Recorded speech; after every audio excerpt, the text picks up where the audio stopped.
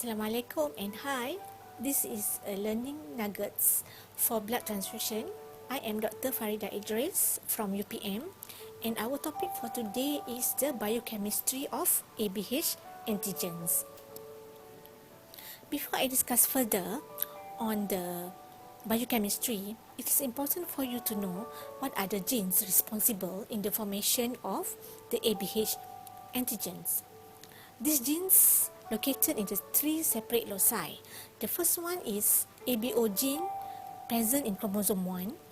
The second one is H gene or FUT1 gene which present in chromosome 19.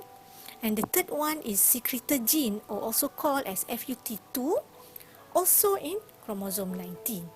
So this gene will encode a specific transferase enzyme, and this enzyme will lead to a specific sugar to be added to the oligosaccharides precursor chain so that the ABH antigens can be formed.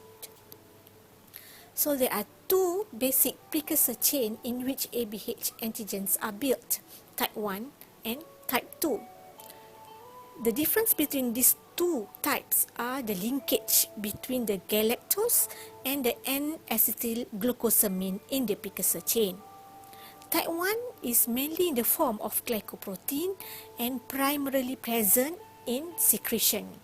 For example, our saliva or our body fluid. For type 2 chain, it is usually found in the form of glycolipid and present on red cells membrane. So, when an individual has H gene will encode a specific transferase enzyme, and this enzyme will lead to the L-fucose to be added to the precursor chain, either it's type 1 or type 2. This will produce H antigens or called H substances. If this occur in type 1, so this antigen will be present in our secretions.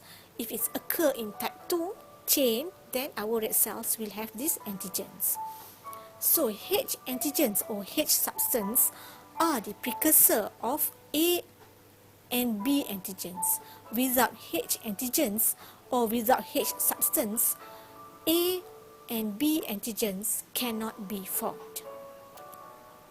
So when an individual has A gene, this gene will encode to a specific transferase enzyme, and this enzyme will lead to the addition of N-acetylgalactosamine to the H precursor chain or to the H antigens.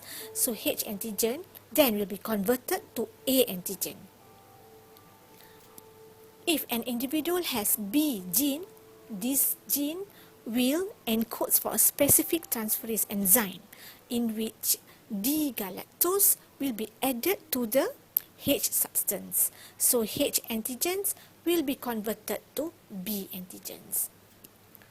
If an individual does not have A or B gene, so there will be no transferase enzyme will be expressed, and no A and B antigens will be formed. So these people will be called blood group O.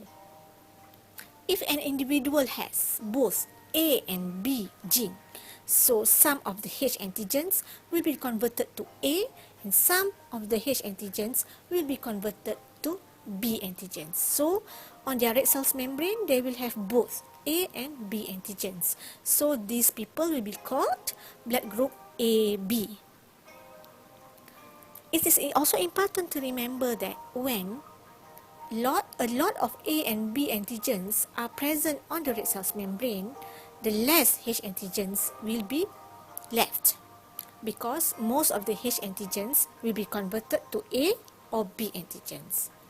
So in blood group O, they will have a lot of H antigens because they don't have A and B antigens.